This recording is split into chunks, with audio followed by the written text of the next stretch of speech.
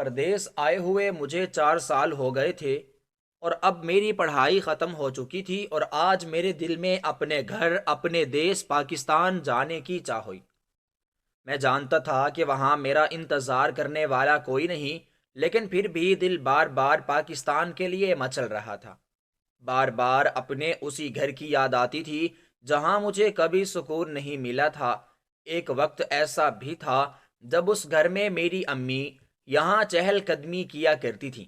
بابا اکثر باہر لان میں اپنی مخصوص کرسی پر بیٹھے اخبار پڑھتے رہتے یا پھر کوئی مخصوص رسالہ، اور امی اکثر کمرے میں یا پھر کچن میں ہوتی تھیں اور گھر کا کام کر رہی ہوتی تھیں۔ لیکن اس کے بعد جو بھی ہلچل ہوئی میری زندگی میں، اس کے بعد میں نے کبھی بھی کسی کو اس گھر میں نہ دیکھا، بلکہ ان کے بعد میں نے ہمیشہ سے یہاں پر صرف چاچا اور چاچی کو دیکھا۔ ان کے ساتھ میری یادیں کچھ خوشگوار گزری تھیں۔ میں چاہتا تھا کہ میں اس گیپ سے آزاد ہو جاؤں۔ یہ گھر مجھے ہمیشہ ہی قید لگا تھا۔ اس گھر میں میری تمام خوشیوں کا خون کیا گیا اور یہی وجہ تھی کہ مجھے اس گھر سے کوفت ہوتی تھی۔ میں چاہتا تھا کہ میں اس گھر کو چھوڑ کر کہیں دور چلا جاؤں اور کبھی واپس مڑ کر بھی اس گھر کو نہ دیکھوں۔ اس لیے چاچا اور چچی کے چلے جانے کے بعد میں نے اس گھر کو خیر باد کہا اور اپنا سامان پیک کر کے امریکہ چلا آیا تھا۔ یہاں میں نے اپنی رہ گئی ہوئی پڑھائی مکمل کرنے کا سوچا اور پھر 4 سالہ ڈپلومہ کرنے کا پلان کیا۔ یہیں پر ہی میں آ کر مقیم ہو گیا۔ یہاں آ کر مجھے ایسے ایسے دوست ملے کہ جن کے ساتھ میری زندگی جیسے خوبصورت ہو گئی تھی۔ مجھے ان سب دوستوں کے علاوہ اب اپنی زندگی میں کوئی ایسی چیز نظر نہ آتی تھی۔ یہاں پر مکمل طور پر آزادی ہوتی تھی۔ مجھ پر روک ٹوک کرنے والا کوئی نہیں تھا اور نہ ہی مجھ پر ظلم و زیادتی کرنے والا کوئی تھا۔ یہی وجہ تھی کہ میں نے مکمل طور پر یہیں رہنے کا فیصلہ کر لیا تھا۔ لیکن جو ہی میرا یہ ڈپلومہ ختم ہوا، اب بار بار میرا دل اور میرا دماغ بس پاکستان جانے کی ضد کرتا تھا۔ لیکن جب جب مجھے اپنے گھر میں کیے گئے اپنے اوپر ہونے والے ظلم و ستم یاد آتے تو میرا دل ہل سا جاتا۔ میں چاہتا تھا کہ میں دوبارہ کبھی بھی مڑ کر اس گھر کی طرف نہ جاؤں۔ ایسا ہی حال شب و روز چل رہا تھا۔ کبھی دوستوں کی محفل میں چلا جاتا تو اپنا سارا غم بھول جاتا، لیکن کبھی جب اکیلا ہوتا تو بیتے ہوئے وقت کی تمام یادیں میرے دماغ میں چلنے لگتی تھیں اور میری آنکھوں میں آنسو بھی آنے لگتے تھے۔ خود پر کیے گئے تمام ظلم و ستم یاد آتے اور پھر دل چاہتا کہ بس یہیں پر رہ جاؤں، ورنہ اس گھر میں رہ کر میرا دل بار بار اداس ہوتا رہے گا۔ ہر ایک چیز پر مجھے خود کے ساتھ زیادتی ہوتی ہوئی محسوس ہوگی۔ بھلے ہی اب اس گھر میں مجھ پر ظلم اور زیادتی کرنے والا کوئی نہیں تھا، لیکن پھر بھی وہ تمام یادیں جو میرے دماغ میں تازہ رہتی ہیں مجھے بے چین رکھتی ہیں۔ میں خود کو مزید اذیت نہیں دینا چاہتا تھا، اس لیے میں ہمیشہ سے خود کو بس سمجھا رہا تھا۔ لیکن اب تو 2-3 دن ہو گئے تھے کہ میرے دل میں پاکستان جانے کا مزید شوق پیدا ہونے لگا تھا۔ جو ہی موبائل اٹھاتا اور ویڈیوز وغیرہ دیکھتا تو سامنے پاکستان کے خوبصورت مناظر نظر آتے۔ کہیں کہیں پر پاکستان کے خوبصورت ترین تہوار بھی نظر آ جاتے۔ دل مچلتا کہ میں جلد سے جلد پاکستان پہنچوں اور وہاں پر اپنے لوگوں کو دیکھوں اور ان سے بات کروں، لیکن وہاں میرا انتظار کرنے والا بھی تو کوئی نہیں تھا۔ نہ تو ماں باپ تھے، نہ ہی کوئی بہن بھائی جو میری راہ کو تکتے ہوں، جن سے ملنے کی مجھے چاہت ہوتی ہو۔ لیکن پاکستان کا لفظ آتے ہی میرا دل ایسے تڑپ اٹھتا جیسے میں نہ جانے کتنی صدیوں سے اپنے پاکستان سے دور ہوں۔ خیر اب بھی 2-3 دن سے مجھے پاکستان جانے کا شوق چڑھا ہوا تھا، تو اس بار خواہش آخر کار حاوی آ ہی گئی تھی اور میں نے اپنا سامان پیک کیا جانے کے لیے۔ رفتہ رفتہ سفر باندھنا تھا اور دل میں اطمینان سا تھا۔ آخر کو 4 سال بعد میں اپنے ملک پاکستان کی طرف گامزن سفر ہونے والا تھا۔ یہی وجہ تھی کہ میں خوش تھا اور اپنی فلائٹ کا انتظار کر رہا تھا۔ کچھ لمحوں بعد میری فلائٹ تھی اور پھر میں رات 11 بجے کی فلائٹ سے پاکستان آنے کی ٹھان چکا تھا، اور پھر ویسا ہی ہوا۔ 11 بجے کی فلائٹ پکڑی، پھر کچھ ہی گھنٹوں میں پاکستان ایئرپورٹ کی دہلیز پر تھا۔ پاکستان قدم رکھتے ہی میرا دل خوشی سے چہک اٹھا تھا۔ بھلے یہاں مجھے ریسیو کرنے والا کوئی نہیں تھا، لیکن میرا دل خوشی سے پاگل ہوا جا رہا تھا۔ میں اللہ اللہ کر کے اپنے گھر پہنچا۔ اپنے گھر کا دروازہ کھولا تو تمام ملازم میرے منتظر تھے۔ بھلے ہی میری اپنی یہاں پر بیوی موجود نہ تھی، لیکن میرے گھر کے تمام ملازمین میرے استقبال کے لیے کھڑے تھے۔ سب نے میرا بڑے اچھے طریقے سے استقبال کیا۔ میرے لیے کمرہ بھی صاف کر دیا گیا تھا اور میں اپنے کمرے میں آرام کرنے کے لیے چلا گیا، اور آرام کرنے کے بعد اٹھا اور میں سیر سپاٹے کے لیے باہر نکل گیا، اور پھر 2-3 دن یہیں لگا رہا۔ 2-3 دن بعد اچانک ہی جب میں اپنے اسٹڈی روم میں گیا اور وہاں پر کچھ کتابیں الٹ پلٹ کر گئیں تو میرا دماغ اسٹور روم کی طرف گیا۔ یہ اسٹور روم اسی اسٹڈی کے بالکل ساتھ ہی تھا، اور جو ہی مجھے اسٹور روم کا خیال آیا تو میرے پیروں تلے سے زمین ہی نکل گئی تھی، کیونکہ آج سے پورے 4 سال پہلے میں نے وہاں اسٹور روم میں کسی کو بند کیا ہوا تھا۔ مجھے جیسے ہی اس کا خیال آیا، میں بھاگتا ہوا اسٹور روم کے دروازے پر پہنچا۔ اسٹور روم کے دروازے کو ابھی بھی تالا لگا ہوا تھا۔ یہ دیکھ کر میرے دل کی دھڑکن مزید تیز ہو گئی۔ یوں لگ رہا تھا جیسے تیز دھڑکن میرے اپنے گلے میں آ بیٹھی ہو۔ پھر میں نے واپس اسٹڈی روم میں جا کر چابی ڈھونڈنا شروع کر دی، اور کافی دیر ڈھونڈنے کے بعد مجھے اس تالے کی چابی مل چکی تھی۔ تالے کی چابی آج میرے لیے سب کچھ تھی۔ میں نے جلدی سے آ کر اسٹور روم کا تالا کھولنا شروع کر دیا۔ تالا زنگ آلود ہو چکا تھا اور کھلنے میں کافی وقت لے رہا تھا، لیکن پھر بھی میں نے ہمت نہ ہاری اور بہت جلدی ہی کوششوں کے بعد تالا کھل گیا۔ تالا کھلا تو میری جان میں جان آئی، لیکن اگلے ہی پل جب میں نے دروازہ کھول کر سامنے کا منظر دیکھا تو میرے پیروں تلے سے زمین نکل گئی۔ مجھے یقین ہی نہ آیا کہ ایسا بھی ہو سکتا ہے۔ مجھے بار بار اپنے کیے پر بڑی ندامت ہوتی رہی، اور میں کھڑا سامنے کے منظر کو دیکھتا رہا۔ میرا نام احمد ہے اور میں اپنے ماں باپ کا اکلوتا بیٹا ہوں۔ میرے بابا ایک بہت بڑے بزنس مین تھے۔ پاکستان کے تقریباً ہر شہر میں ان کا بزنس پھیلا ہوا تھا، اور ملک کے باہر بھی ان کے بزنس پارٹنر کافی زیادہ تھے، یعنی کہ ملک کے باہر بھی ان کا بزنس پھیلا تھا۔ یوں میرے بابا اس ملک کے امیر ترین لوگوں میں سے ایک تھے۔ ماں باپ کی شادی کے کچھ عرصے بعد میں اس دنیا میں آیا تو میرے بعد کوئی اولاد نہ ہوئی، اور ایک میں ہی اپنے ماں باپ کی آنکھوں کا تارا بن گیا، یعنی اس گھر کا اکلوتا وارث۔ میری امی ابو مجھ سے بے حد محبت کرتے تھے۔ پیدا ہوتے ہی جیسے دنیا کی نعمتیں میری جھولی میں آ گئی تھیں۔ میں اپنے امی ابو کے ساتھ بڑی خوبصورت زندگی گزارتا چلا آ رہا تھا۔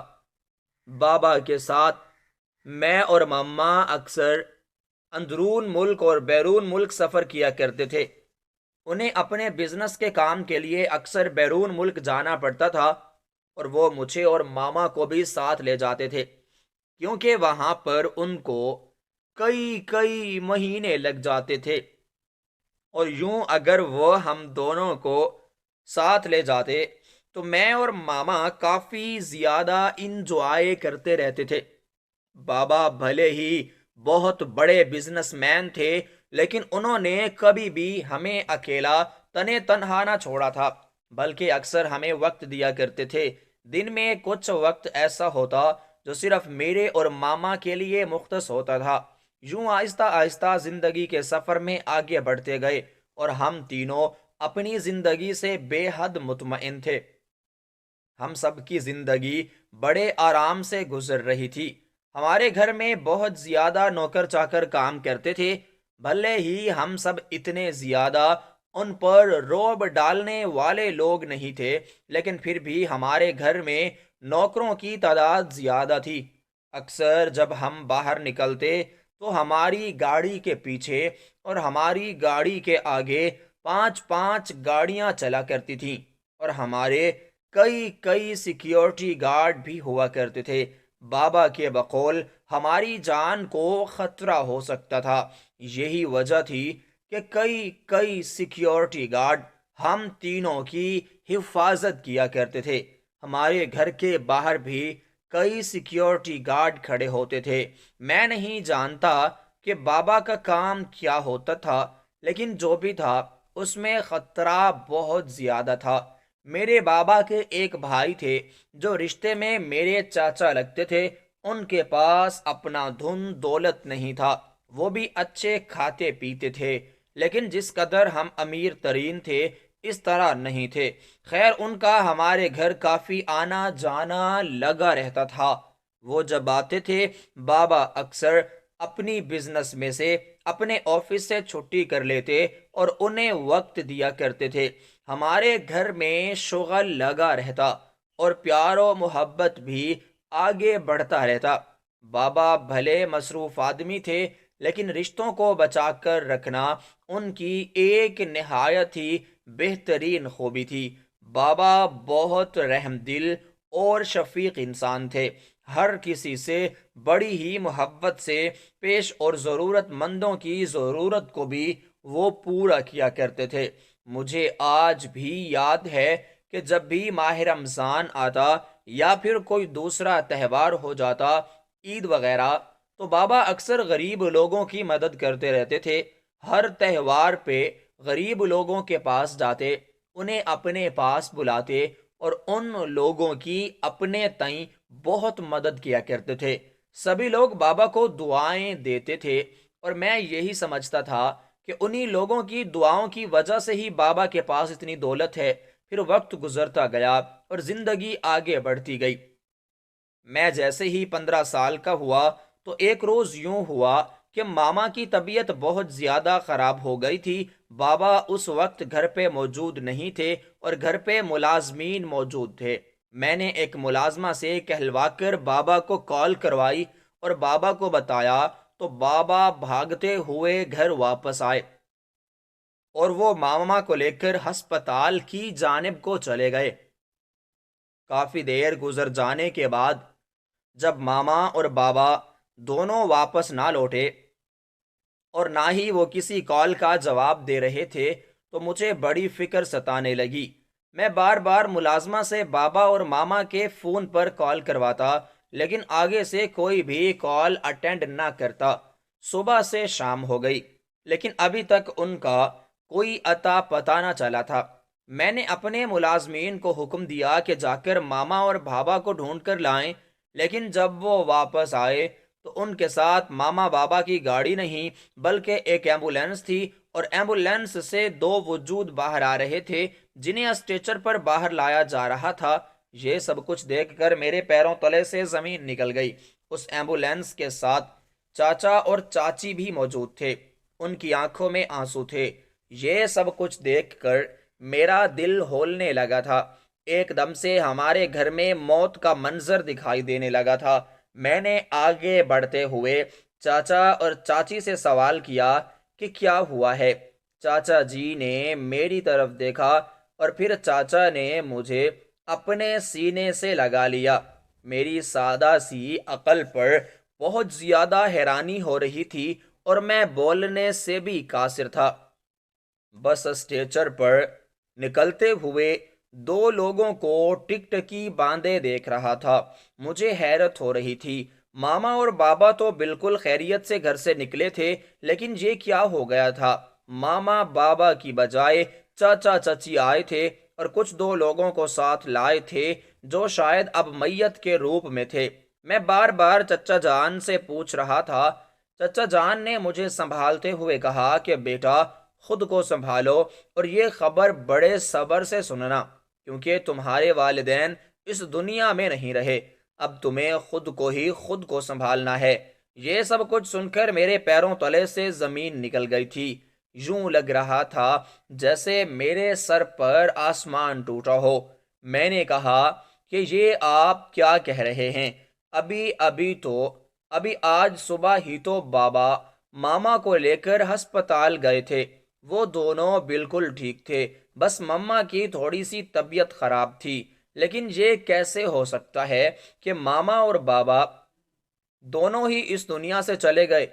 میری یہ بات سن کر چچا جان کچھ دیر خاموش رہے اور پھر کہنے لگے کہ تمہارے بابا تمہاری مما کو لے کر نکلے تھے، لیکن راستے میں ہی ان پر فائرنگ شروع ہو گئی تھی، اور پھر فائرنگ سے بچتے بچاتے ہوئے جب وہ آگے بڑھے تو ان کا ایک زوردار ایکسیڈنٹ ہوا، اور پھر وہ دونوں موقع پر ہی اس دنیا سے چلے گئے تھے۔ لیکن پھر بھی موقع پر موجود لوگوں نے انہیں جلدی سے ہسپتال منتقل کیا۔ ہسپتال میں جانے سے پہلے ہی وہ ویسے ہی دم توڑ چکے تھے، لیکن پھر بھی ان کے خاندان میں سے کسی کو بھی اس واقعے کی اطلاع نہ ہوئی تھی۔ یہی وجہ تھی کہ وہ سارا دن ہسپتال میں ہی رہے تھے، اور پھر ابھی شام کے وقت ہی مجھے کال آئی اور میں بھاگتا ہوا ہسپتال پہنچا۔ میں نے ان دونوں کی لاشوں کو پہچان لیا، اور اب میرا یہ فرض بنتا تھا کہ میں انہیں تمہارے گھر لے آؤں تاکہ ان کی آخری رسومات ادا کی جا سکیں۔ چاچا جان نے یہ بات بتائی تو میں پھوٹ پھوٹ کر رونے لگا۔ اپنے ماں باپ سے کبھی بھی میں اتنا دور نہ ہوا تھا، لیکن آج اچانک ہی مجھ پر یہ انکشاف ہو رہا تھا کہ میں ساری زندگی کے لیے ان سے دور ہو چکا ہوں، اور اب کبھی بھی میرا ان سے ملنا نہیں ہو پائے گا۔ اس احساس نے میرے دل کو تو جکڑ لیا تھا، اور میری آنکھوں میں فوراً ہی آنسو بہنے لگے تھے۔ دل میں جو قرب تھا وہ بیان نہیں ہو پا رہا تھا۔ میں چاچا جان کے سینے سے لگ گیا اور پھوٹ پھوٹ کر رونے لگا۔ چچی جان بھی مجھے دیکھ دیکھ کر رو رہی تھیں۔ ان دونوں کی ایک ہی بیٹی تھی اور وہ معذور تھی۔ معذور ہونے کے ساتھ ساتھ وہ بول بھی نہیں پاتی تھی۔ یہی وجہ تھی کہ چاچا چچی اکثر اسے گھر ہی چھوڑ آتے تھے، لیکن آج وہ ان کے ساتھ تھی۔ چچی کا کہنا تھا کہ وہ اب یہیں پر میرے ساتھ کچھ دن رہیں گے، اور یہیں پر رہنے کی وجہ سے وہ اپنی بیٹی کو گھر میں اکیلا کسی صورت بھی نہیں چھوڑ سکتی تھی، اس لیے وہ اسے ساتھ ہی لائی تھی، اور اس کے ساتھ ایک ملازمہ بھی تھی جو ہر وقت اس کا خیال رکھتی تھی۔ خیر، میں نے ان کی بیٹی کو ایک نظر دیکھا اور پھر میں اپنے کام کاج کرنے میں لگ گیا۔ میں اپنے دکھ میں اتنا غرق ہو رہا تھا کہ مجھے اپنے ارد گرد ہونے والے کسی بھی واقعے کا کوئی علم نہیں تھا۔ میں تو بس اپنے ماں باپ کی لاشوں کے سامنے پڑا تھا جو آج صبح ہی مجھے اللہ حافظ کہہ کر گئے تھے، اور اس وقت جب واپس آیا تو وہ دونوں اللہ کے پاس پہنچ چکے تھے۔ یہ تکلیف میرے لیے زیادہ تھی۔ میں 15 سال کا تھا اور ہر چیز کو سمجھ سکتا تھا۔ میں اب کافی سمجھدار ہو گیا تھا، اسی لیے مجھے اس چیز کا بہت دکھ تھا۔ خیر، اسی رات ہی میں نے چچا جان سے کہا کہ میری امی ابو کو زیادہ دیر گھر میں نہ رکھیں، ان کی جلد از جلد آخری رسومات ادا کی جائیں، کیونکہ میت کو اپنے آخری لمحات کا شدت سے انتظار ہوتا ہے، اور وہ چاہتی ہے کہ اسے جلد دفن کر دیا جائے اور اس کا جنازہ پڑھ لیا جائے۔ یہی وجہ تھی کہ میں نے چچا جان سے کہا، اور چچا جان نے بھی میری باتوں کو سمجھا، اور پھر امی ابو کو غسل دینے کے بعد ان دونوں کا نمازی جنازہ بھی ادا کر دیا گیا، اور پھر جنازہ ادا کرنے کے بعد ان دونوں کو قبرستان میں بھی لے جایا گیا۔ ہاں، قبرستان میں ان دونوں کی قبریں ویسے ہی تیار ہو چکی تھیں۔ گھر والوں سے کہہ دیا گیا تھا کہ وہ 2 قبریں بالکل ایک ساتھ کھود دیں، کیونکہ امی اور ابو کی دونوں قبریں بالکل ساتھ ساتھ بنی، اور پھر ان کو دفن کرنے کے بعد جب ہم سارے مہمان ایک ایک کر کے اپنے گھروں کو چلے گئے اور بابا کے پیچھے صرف ملازمین اور ہم، چاچا چاچی، ان کی بیٹی اور میں ہی بچے تھے، مجھے تو نیند نہیں آ رہی تھی اور میں رو رو کر کافی ہلکان ہوئے جا رہا تھا۔ چاچا چاچی بھی کافی دیر تک ان کے ساتھ بیٹھے رہے اور مجھے تسلی دیتے رہے، لیکن میری آنکھوں سے آنسو جو تھے وہ رکنے کا نام نہیں لے رہے تھے۔ مجھے تو کچھ بھی سمجھ نہیں آ رہا تھا کہ میں اس دکھ کو کیسے جھیلوں۔ اس دکھ میں چاچا اور چاچی بھی میرے برابر کے شریک تھے۔ وہ مجھ سے بے حد محبت کرتے تھے، لیکن ماں باپ کی جگہ کوئی بھی نہیں لے سکتا تھا۔ یہی وجہ تھی کہ مجھے ان کی اپنائیت سے کوئی خاص لگاؤ نہیں ہو رہا تھا۔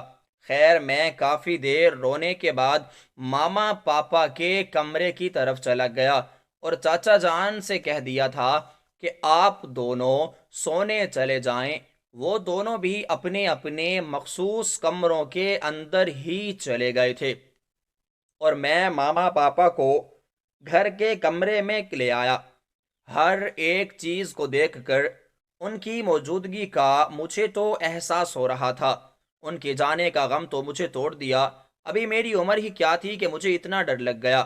خیر، ساری رات میں ان کے کمرے میں بیٹھا اور روتا رہا۔ جب صبح ہوئی تو صبح کا کھانا رکھ دیا گیا۔ یہ ان کی آخری رسم تھی اور یہ رسم بھی چاچا کی مرضی سے ہوئی تھی۔ میں بچہ تھا اور مجھے اس چیز کی کوئی سمجھ نہیں تھی۔ خیر، چاچا نے اپنی مرضی سے ہی ان دونوں کی کلخانی کی اور پھر اس کے بعد زندگی معمول پر آنے لگی۔ امی ابو کا دودھ بہت زیادہ تھا، لیکن اب مجھے اپنی زندگی میں آگے بڑھنا تھا۔ چچا جان مجھے بہت سمجھاتے تھے، لیکن میں تھا کہ اپنے ماں باپ کے غم میں ہلکان ہو رہا تھا۔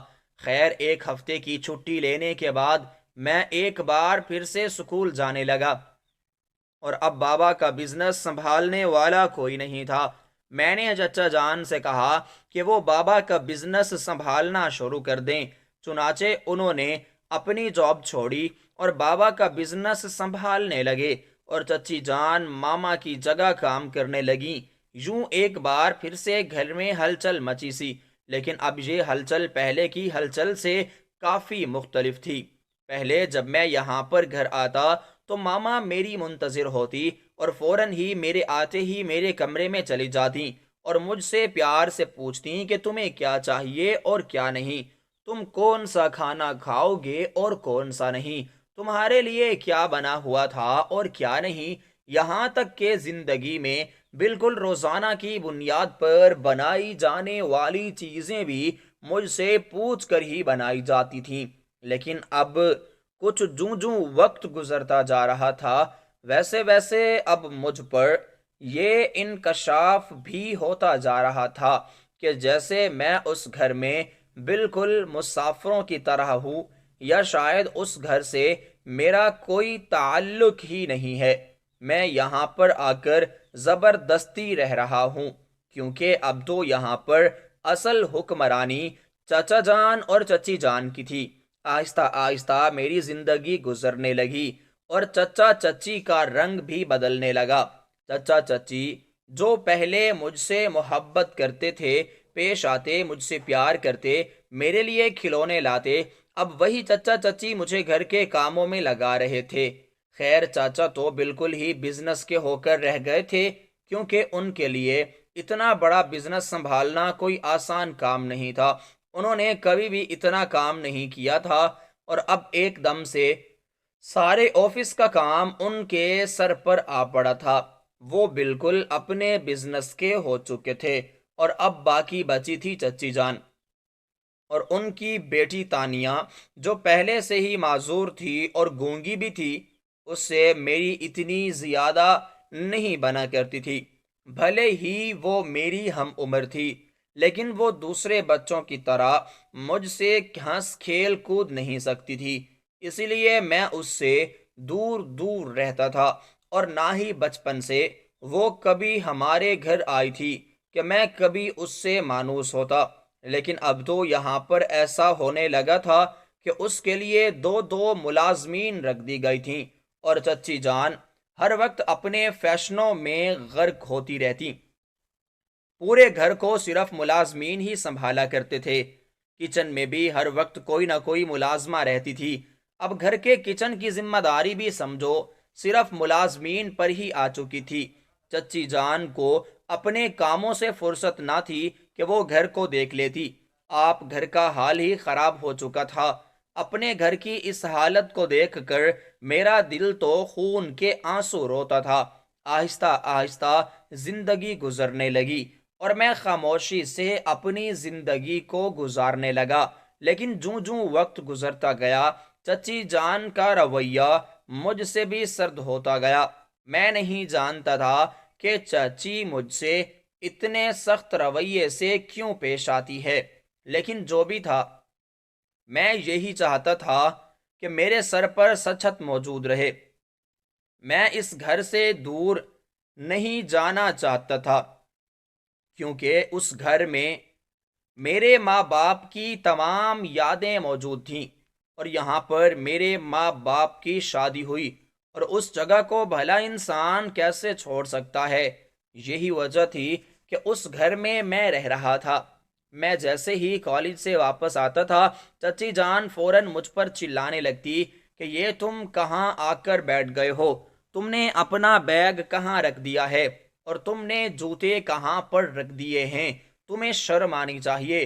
تمہیں تمہاری ماں نے کبھی کچھ نہ سکھایا۔ حالانکہ میں سب کچھ اپنی جگہ پر رکھتا تھا، اور اگر نہ بھی رکھتا تو کوئی نہ کوئی ملازمہ رکھ دیتی۔ پہلے تو یوں ہوتا تھا کہ میں آ کر فوراً ہی بیگ کو ایسے پھینک دیتا تھا، ماما اٹھا کر میرا بیگ رکھتی اور میرے شوز بھی وہی سنبھال سنبھال کر رکھتی تھی۔ لیکن اب جانتا تھا کہ ماما موجود نہیں ہے تو یہ سارے کام انہی ملازمین پر ہیں، لیکن پھر بھی چچی جان اکثر مجھ سے بات نہیں کرتی تھی۔ چچا جان کو بھی میرے خلاف کرنے لگی تھی۔ چچا جان نے مجھ سے کہا کہ جیسے ہی تم میٹرک پاس کرو تم بس اپنے گھر میں بیٹھ جاؤ، کیونکہ تم اب پڑھائی کرنے لائق نہیں ہو۔ کیونکہ اب ایسا ہوا تھا کہ میری 9th کے ایگزامز بڑے خراب ہوئے تھے، اور میں جو اپنی کلاس میں ہمیشہ اول آتا تھا اس بار میں بڑی مشکلوں سے ہی پاس ہو پایا تھا۔ اور یہ نمبر دیکھ کر چچا جان کو بہت ہی غصہ آیا۔ انہوں نے کہا کہ بس 1 سال لگاؤ اور فارغ ہو جاؤ، ورنہ اچھا نہیں ہوگا اگر تم آگے پڑھو گے۔ چچا جان کے اس سخت رویے نے مجھے ہلا کر رکھ دیا۔ مجھ سے تو کبھی کسی نے اتنے سخت لہجے سے بات نہیں کی تھی، لیکن آج کل یہ کیا ہو رہا تھا؟ میری زندگی نے عجیب اور اتنے کٹھن مراحل سے گزرنا شروع کر دیا تھا۔ میری زندگی میں یہ بھی ہونا ابھی باقی تھا۔ میں ابھی ساری صورتحال کو سمجھنا بھی چاہ رہا تھا، اور ابھی یہ سب کچھ میں دیکھ ہی رہا تھا کہ آخر میرے ساتھ کون سا بندہ کس طرح سے پیش آ رہا ہے۔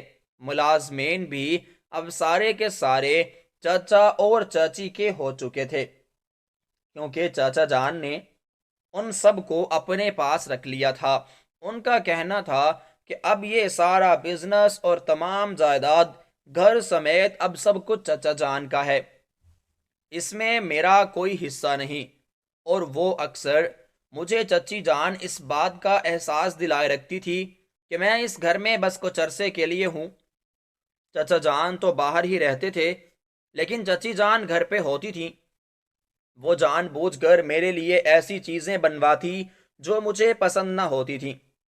ملازمین کہتی رہ جاتی تھیں کہ یہ بابا کو پسند نہیں ہے، لیکن پھر بھی میرے لیے وہی چیزیں بنوا دیتی، اور جب بھی میں وہ چیزیں نہ کھاتا تو چچی جان میرے بالوں سے کھینچتی اور میرے منہ پر ایسے ایسے تھپڑ ڈال دیتی کہ میرے ناک سے خون بہنے لگتا۔ میرے دانت بھی خراب ہو جاتے، میرے دانتوں سے بھی خون بہنے لگتا، اور کئی کئی دنوں تک میں کچھ نہ کھا پی سکتا تھا۔ پہلے پہل تو میرے ساتھ یوں ہی ہونے لگا، اور پھر جب آہستہ آہستہ میری زندگی گزرنے لگی تو پھر چچی نے مجھے بالکل کھانا دینا بند کر دیا تھا۔ کوئی ملازمہ اگر مجھ پر ترس کھا کر مجھے کھانے کے لیے کچھ بھی مہیا کر دیتی تو اس کی بھی ساتھ ہی شامت آ جاتی، اور یوں سب کی دیکھا دیکھی مجھے کوئی ملازم بھی کچھ کھانے کے لیے نہ دیتا۔ میں تھکا ہارا اسکول سے واپس آتا، کچن میں جاتا، فریج کا تالا لگا ہوتا اور کچن بالکل فقیر خارغ ہوتا۔ کسی ملازمہ سے کہتا، ملازمہ چھوٹا سا منہ بنا کر کہتی کہ چھوٹے بابا ہمیں معاف کر دیجئے، لیکن آپ کی چچی جان ہم سے بہت سختی سے پیش آتی ہیں اور ہمیں کہتی ہیں کہ ہم آپ کو کچھ بھی کھانے کے لیے نہیں دیں گے، اور یہی وجہ ہے کہ ہم سب میں سے کوئی بھی آپ کا خیال نہیں رکھ پا رہا۔ خدا کے لیے چھوٹے بابا ہمیں معاف کر دیجئے، ہم تو بس سبھی اپنے مالکوں کے رحم و کرم پر ہیں۔ اگر وہ ہمیں تنخواہ نہیں دیں گے یا پھر ہمیں اس گھر سے نکال دیں گے تو پھر ہم کہاں جائیں گے؟ ہم کہاں سے نوکری ڈھونڈیں گے اور اپنے بچوں کو کیا کھلائیں گے؟ اس لیے ہمیں آپ معاف کر دیں، ہم کچھ نہیں کر سکتے، لیکن ہماری ہمدردیاں اور ہماری دعائیں سب کچھ آپ کے لیے ہی مختص ہے۔ اس نے روتے ہوئے کہا تو میری آنکھوں سے بھل بھل آنسو آ گئے تھے۔ وہ ملازمہ ہمارے گھر کی سب سے پرانی ملازمہ تھی، جو ہمارے ماما اور پاپا کی بڑی ہی وفادار رہی تھی۔ یہی وجہ تھی کہ میں اس کے سینے سے لگ کر رونے لگا۔ اس نے مجھے کافی دیر سلایا اور پھر کہنے لگا کہ بابا میرے پاس کچھ پیسے ہیں، میں آپ کو دے دیتی ہوں، خدا کے لیے چھپ چھپ کر باہر جا کر کچھ کھا لیجئے، ورنہ یہاں پر تو آپ کو کچھ بھی کھانے کو نہیں ملے گا۔ اس میں جلدی سے اپنے دوپٹے کے پلو سے 50 روپے نکال کر میری طرف کو بڑھائے، اور میں نے نہایت ہی آنکھوں کے ساتھ بولا، کیونکہ ان 50 روپے کی تو میری زندگی میں پہلے کبھی بھی کوئی بھی اہمیت نہیں ہوا کرتی تھی۔ یہ 50 روپے تو میں آتے جاتے کسی فقیر کو ہی پکڑا دیا کرتا تھا، لیکن آج دیکھو یہی 50 روپے میرے کام آ رہے تھے، اور وہ بھی گھر کی ملازمہ ہی مجھے دے رہی تھی۔ آج جو درد اٹھا تھا وہ اس درد سے کہیں زیادہ تھا جو درد مجھے امی ابو کے چلے جانے کا ہوا تھا۔ میں نے زور سے آنکھیں رگڑیں اور باہر نکل آیا۔ باہر رات تھی، ساتھ ہی میں نے دکان سے کچھ چیزیں لے کر کھائیں اور پھر کچھ پیٹ بھرتا محسوس کیا تو اطمینان کا سانس لے کر میں نے گھر کی راہ لی۔ میں جانتا تھا کہ اگر میں گھر نہ پہنچا تو مجھ پر عذاب آ جائے گا۔ چچی جان کے ساتھ ساتھ چچا جان بھی مجھ پر ہاتھ اٹھانا شروع کر دیں گے۔ یہی وجہ تھی کہ میں جلدی سے گھر پہنچا۔ خدا کا شکر تھا کہ چچی جان ابھی تک اپنے کمرے میں ہی تھی۔ یہی وجہ تھی کہ میں جلدی سے بھاگ کر اپنے کمرے میں آ گیا اور ایک بار پھر سے پھوٹ پھوٹ کر رونے لگا۔ ابھی میں وہیں بیٹھا روتا رہا تھا کہ ایک بار پھر سے میرے کمرے کا دروازہ زور زور سے بجنے لگا۔ میں نے سر اٹھا کر دیکھا اور جلدی سے جا کر دروازہ کھولا تو سامنے چچی جان میری منتظر کھڑی تھی۔ مجھے دیکھ کر وہ تو آگ بگولا ہو گئی اور کہنے لگی، نواب زادے تم یہاں آرام سے بیٹھنے کے لیے آئے ہو کیا؟ جلدی سے اٹھو اور جا کر میری بیٹی کے لیے کمرے کو صاف کرو۔ وہاں پر کوئی ملازمہ نہیں ہے، اس کی ملازمہ نے آج چھٹی کر لی ہے، اور یہ تمہاری ذمہ داری ہے کہ تم جاؤ اور تانیہ کے کمرے کو صاف کرو۔ یہ بات سن کر تو میرے پیروں تلے سے زمین نکل گئی تھی۔ میں حیرت و پریشانی سے بیٹھا چچی کو دیکھتا رہا۔ میں نے کہا، چچی جان میں نے ایسا کبھی نہیں کیا، گھر میں اور بھی تو ملازمہ ہی موجود ہیں، آپ ان سے کہہ دیں۔ لیکن چچی جان نے میرے کان سے پکڑ لیا اور مجھے کھینچتے ہوئے وہ باہر لے آئی۔ باہر کھڑے تمام ملازمین یہ سب کچھ دیکھ کر بہت ہی دکھی ہو رہے تھے۔ ان کے چہروں سے ان کا جو دکھ تھا وہ صاف دکھائی دے رہا تھا، لیکن کوئی بھی میری مدد کرنے کو نہیں آ رہا تھا۔ میں نے سب کو نم ہوتی آنکھوں کے ساتھ دیکھا اور چچی جان مجھے زبردستی پکڑ کر اپنی بیٹی کے روم میں لے آئی۔ اور اب سے بس یہی ہونے لگا تھا۔ مجھے اب ان کی بیٹی کی دیکھ بھال کے لیے لگا دیا گیا تھا۔ میرا سکول چھوٹ گیا تھا اور اب بس میں اسی گھر کا ہو گیا تھا۔ اگر میں کبھی ان کی بیٹی کا خیال رکھتا تبھی مجھے کھانے کے لیے کچھ نہ کچھ مل جاتا، اور اگر میں ان کی بیٹی کا خیال نہ رکھتا تو وہ مجھے کھانے کے لیے کچھ نہ ملتا۔ خیر، اب روزانہ سے میں نے ان کی بیٹی کا کمرہ صاف کرنا شروع کر دیا اور ان کی بیٹی کو پلانا شروع کر دیا۔ لیکن اب جب جب مجھ سے چھوٹی موٹی غلطی ہوتی اور چچی جان مجھے مارتی تو میں پھر اس کا بدلہ ان کی بیٹی سے لینے کے لیے آ جاتا، ان کی بیٹی کو والوں سے پکڑتا اور اس کے چہرے پر زور زور سے تھپڑ مارتا، اور اسے میں ایسے ایسے طریقوں سے تکلیف پہنچاتا کہ وہ کسی کو بھی کچھ بھی نہ بتا پاتی تھی۔ ویسے بھی وہ گونگی تھی، اسی لیے بھی میرا غصہ اسی پر ہی نکلتا تھا۔ وہ اکثر نم آنکھوں کے ساتھ مجھے دیکھتی رہتی۔ جو ہی کچھ روز گزرے تھے وہ مجھے تو دیکھ کر ڈرنے لگی تھی، اور یہ سب کچھ دیکھ کر چچی جان بڑی حیرت میں پڑ جاتی اور کہتی کہ یہ تم سے کیوں ڈرتی ہے؟ میں کہتا مجھے نہیں معلوم کہ یہ مجھ سے کیوں ڈرتی ہے، یہ تو آپ کو پتا ہونا چاہیے کیونکہ یہ تو آپ کی بیٹی ہے۔ لیکن چچی جان اس پر بھی مجھے ملامت کرتی اور اکثر مجھے چہرے پر تھپڑ دے مارتی اور مجھے کہتی کہ جاؤ اور اسے صبح جا کر بلا لاؤ۔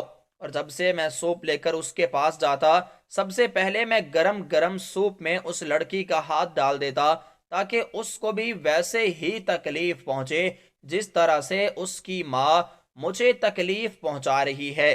یوں ہی دن گزرتے گئے اور چچی جان کا مجھ پر ظلم جو تھا وہ زیادہ ہوتا گیا، اور پھر میرا ظلم ان کی بیٹی پر زیادہ ہوتا گیا۔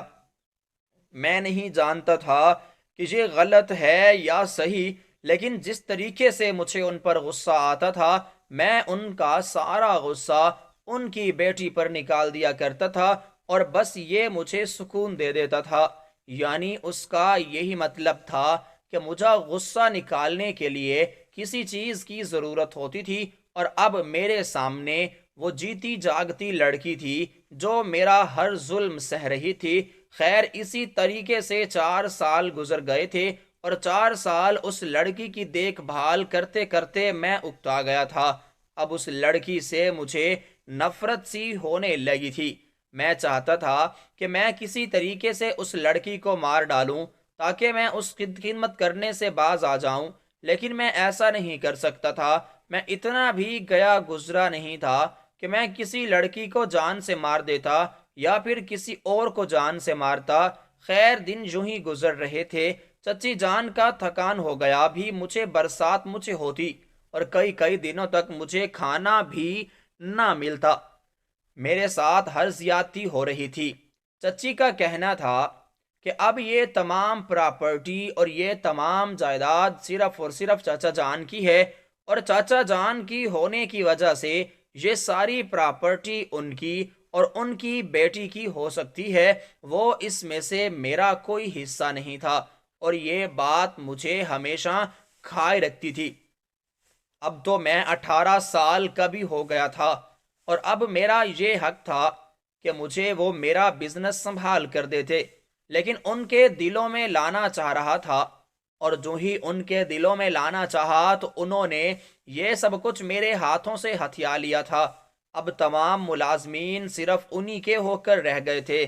میری اس گھر میں کوئی نہیں سنتا تھا، میں اس گھر میں صرف مسافروں کی طرح ہی رہا کرتا تھا۔ دن گزر رہے تھے اور آہستہ آہستہ زندگی بھی آگے بڑھ رہی تھی۔ ایک روز ہمارے گھر کے ٹیلی فون پر گھنٹی بجی تو کوئی ملازمہ اس پر نہ گئی۔ دوسری بیل ہوئی، تیسری بیل ہونے لگی تو میں نے پھر بھی کسی کو نہ پا کر آگے بڑھا۔ میں نے جیسے ہی کال کان سے لگائی تو سامنے کی خبر سن کر میرا تو دل ہی ہولنے لگا۔ ایسے میں چچی جان بھی اوپر سے آ گئیں۔ میں نے کہا، یہ آپ کیا کہہ رہے ہیں؟ سب کچھ ٹھیک تو ہے؟ میری یہ بات سن کر چچی جان حیرت سے اور پریشانی سے میری طرف دیکھنے لگی اور کہنے لگی کہ اس کی کال ہے۔ میں نے خاموشی سے ریسیور ان کی طرف بڑھا دیا۔ چچی جان نے جو ہی کان سے لگایا، ان کے بھی پیروں تلے سے زمین نکل گئی اور وہ روتے ہوئے کہنے لگی، احمد چلو، تمہارے چاچا کو کسی نے گولی مار دی ہے، خدا کے لیے میرے ساتھ چلو۔ میں چچی جان کو لیے گاڑی ڈرائیو کرنے لگا اور پھر جلدی سے ہم لوگ ہسپتال پہنچے۔ ہسپتال پہنچنے تک ہمیں پتا چلا کہ چچا جان بھی اس دنیا میں نہیں رہے۔ کسی نے ان پر ایسی فائرنگ کر دی تھی کہ دل کے مقام پر ہی گولی لگی تھی اور گولی لگتے ہی وہ اس دنیا سے چلے گئے تھے۔ چچی جان رونے لگی اور ہمارے گھر میں ایک بار پھر سے قیامت کا منظر چھا گیا۔ ابھی چچی جان وہیں کھڑی تھی کہ ایک بار پھر سے فائرنگ ہونے لگی۔ اب تو یہ ہسپتال تھا۔ ہسپتال میں بھی کچھ نقاب پوش افراد آئے تھے اور وہ فائرنگ کرنے لگے تھے۔ میں اپنی چچی جان کو بچانے کی کوشش کر رہا تھا، لیکن میں ان کو بچانے میں بھی ناکام رہا۔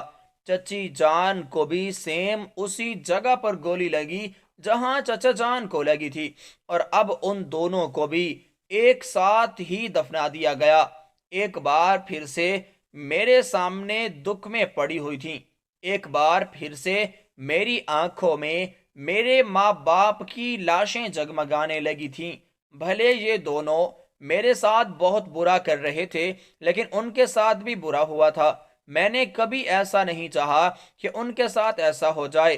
میری آنکھیں شدت غم سے بہہ رہی تھیں اور میرا دل شدت درد سے دکھ رہا تھا۔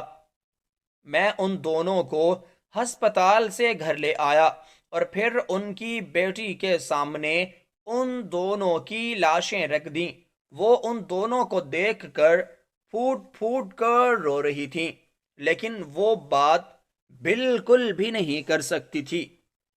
لیکن میں جانتا تھا کہ ماں باپ کے چلے جانے کا دکھ کیا ہو سکتا ہے۔ خیر، ان کی آخری رسومات بھی ادا کر دی گئیں۔ دوسرے روز ان کی کلخانی بھی رکھ دی گئی اور پھر اس کے بعد ایک بار پھر سے یہ گھر میرا ہو گیا تھا، اور مجھے اس لڑکی پر ابھی بھی بے تحاشا غصہ تھا، کیونکہ اسی ایک لڑکی پر میں نے اپنی زندگی کے 5 سال لگا دیے تھے۔ کیونکہ میں ان 5 سالوں میں صرف اسی کی ہی خدمت کرتا چلا آ رہا تھا، اور اسی کی خدمت کرتے ہوئے مجھے ہر وقت تنقید برداشت کرنی پڑتی تھی۔ مجھے اس پر بہت غصہ آتا۔ ایک تو وہ بات نہیں کر پاتی تھی، اور جب وہ منہ کھولتی تھی تو ایسی آوازیں نکالتی تھی کہ میرا دماغ چکرانے لگتا تھا۔ خیر، اب وہ کسی بھی انسان سے سنبھل نہیں پا رہی تھی۔ وہ چیخیں مار مار کر روتی تھی۔ اس کا یوں چیخیں مار مار کر رونا مجھ سے برداشت نہیں ہوتا تھا۔ کافی دیر تو میں نے اسے برداشت کیا۔ خیر، جنازے کے روز اور کلخانی کے روز میں نے اسے دنیا کے سامنے رکھا، لیکن جگجو لوگ گھر چلے گئے تبھی مجھے اس سے کوفت ہونے لگی، اور میں نے اس کو ویل چیئر گھسیٹ کر سٹور روم میں بند کر دیا۔ وہ روتی رہی، چیختی رہی، چلاتی رہی، لیکن کسی کو بھی اس بارے میں کچھ بھی علم نہیں تھا۔ میں نے اسے وہاں پر چھوڑا اور ایک بار پھر سے اپنے کمرے میں آ گیا۔ ایک بار پھر سے یہ تمام ملازمین میرے ملازم ہو گئے تھے، اور مجھے آج یوں پتہ چل چکا کہ جس کے پاس طاقت ہو اسی کے پاس ہی سب کچھ ہوتا ہے، ہر ایک انسان اسی کے پاس ہوتا ہے، اور یہ بات مجھ پر آج واجب واضح ہو گئی۔ خیر، میں نے اپنے بزنس پارٹنرز کو ہر ایک بزنس ان کے حوالے کیا اور ان سے کہا کہ میں اب کچھ عرصے بعد ہی واپس پاکستان آؤں گا، اور تب تک یہ تم لوگوں نے سنبھالنا ہے، لیکن وقفے وقفے کے ساتھ اڈاپٹ ملتی رہنی چاہیے۔ یہ بات کہتے ہوئے میں نے اپنا سامان باندھا اور امریکہ کی طرف چل پڑا۔ وہاں پر جانے کے بعد میں نے اپنی پڑھائی شروع کی، اور پھر 4 سال اپنی پڑھائی مکمل کرنے کے بعد ایک بار پھر سے میں جب واپس پاکستان لوٹا، اور ابھی پاکستان لوٹے ہوئے مجھے 3 دن ہو چکے تھے کہ میرا خیال اچانک ہی اسٹور روم کی طرف گیا تھا اور میرے پیروں تلے سے زمین ہی نکل گئی تھی۔ میں تو ایسا خود غرض کیسے ہو سکتا تھا کہ میں کسی مظلوم لڑکی کو اسٹور روم میں بند کر کے بھول جاؤں اور کسی کو بھی اس کے بارے میں کچھ بھی نہ بتلاؤں۔ مجھے لگا تھا کہ لڑکی مر چکی ہوگی، یوں ایک قتل کا گناہ میرے ساتھ لکھ دیا گیا ہوگا۔ اس نے احساس میرے قدم خود بخود اسٹور روم کی طرف بڑھا دیے تھے۔ میں بھاگتا ہوا اسٹور روم کی طرف گیا اور وہاں پر میں نے دیکھا کہ تالے کو زنگ لگ چکا تھا، مطلب اس تالے کو کسی نے کبھی نہ کھولا۔ میں اسٹڈی روم میں گیا اور جلدی سے چابی اٹھا لایا۔ ایک بار پھر سے میں کوشش کرنے لگا کہ جلد سے جلد تالا کھل جائے۔ تھوڑی مشقت کرنے کے بعد تالا کھلا اور جیسے ہی میں نے اندر کا منظر دیکھا، وہ منظر تو میرے پاؤں سے زمین نکال دینے کے لیے کافی تھا۔ میرے تو سر پر ہی آسمان ٹوٹا تھا۔ میں نے دیکھا کہ سامنے ایک خوبصورت سی لڑکی بیٹھی تھی۔ اس کے تمام نین نقوش سب کچھ تبدیل ہو چکے تھے اور وہ اب ویل چیئر پر نہیں بیٹھی تھی، بلکہ وہ تو ایک کرسی پر بیٹھی تھی۔ اس کے سامنے ایک منظر ہی اور تھا۔ ایک میز رکھی تھی اور میز پر کچھ کتابیں رکھی تھیں۔ اس کا مطلب یہ تھا کہ یہ لڑکی یہاں پڑھتی لکھتی رہی تھی اور اس نے میری طرف دیکھا اور مسکرا کر اٹھ کھڑی ہوئی۔ میں نے دیکھا اس کے پاؤں بالکل ٹھیک ہو چکے تھے۔ میں حیرت اور پریشانی کی تصویر بنا کھڑا اسے دیکھ رہا تھا۔ ایسا اس میں نے کبھی نہ دیکھا تھا۔ لیکن یہ تھی یہ وہی لڑکی تانیہ، لیکن وہ اتنا جلدی ٹھیک کیسے ہو گئی تھی؟ خیر، میں نے اس کی طرف دیکھا تو وہ بڑی محبت سے میری طرف آئی اور کہنے لگی، کیا ہوا؟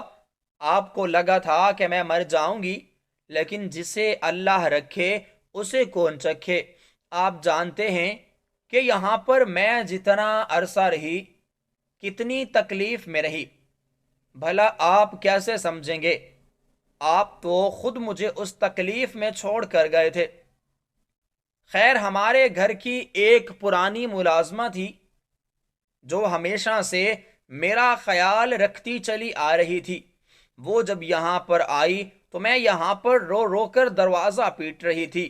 اس نے دروازہ کھولا اور مجھے باہر نکال دیا، اور پھر تمام ملازمین نے یہ مل کر ارادہ کیا تھا کہ وہ سب مل کر میرا علاج کروائیں گے، اور پھر ان سبھی ملازمین نے مل کر اپنی اپنی تنخواہیں رکھیں اور اپنی ہی 2-2 مہینے کی تنخواہیں مجھے لگا کر مجھے بالکل ٹھیک کر دیا، اور آج میں بالکل آپ کے سامنے کھڑی ہوں۔ میں نے ان سے کہا تھا کہ جب وہ آئے تو مجھے اسٹور روم میں بند کر دیجئے گا۔ آپ جانتے ہوں یہاں پر آپ کا بزنس کون سنبھالتا رہا ہے؟ سب میں ہی سنبھالتی رہی ہوں، ورنہ آپ کے پارٹنر تو یہ سب کچھ آپ سے ہتھیانے کے در پہ تھے۔ تو یقین جانو، جس طرح کے ماں باپ ہوتے ہیں، اولاد بھی ویسی نہیں ہوتی۔ اکثر اولاد ماں باپ سے بے حد مختلف ہوتی ہے، اور میں ہمیشہ سے دوبارہ بے حد خیال رکھتی ہوں۔ جب آپ نے پچھلے 4 سالوں میں میرا خیال رکھا تو تب سے ہی مجھے آپ بے حد پسند آ گئے تھے، لیکن میں اپنی پسند کا اظہار نہیں کر پاتی تھی، لیکن آج کر رہی ہوں۔ شاید آپ کو آج بھی میں ابھی ہی نہ لگتی ہوں، اس لیے میں اس گھر سے جا رہی ہوں۔ اس نے جب یہ بات کہی تو مجھے یقین ہو گیا کہ میرے بعد یہاں پر میرا بزنس کون دیکھتا رہا تھا، اور مجھے جو اپڈیٹ ملتی رہی تھی آخر وہ کس کے حوالے سے ملتی رہی تھی۔ مجھے آپ پر یقین آ گیا تھا۔ مجھے اپنی بات پر بے حد شرمندگی تھی۔ میں نے اس سے معافی مانگی، اس نے مجھے معاف کر دیا۔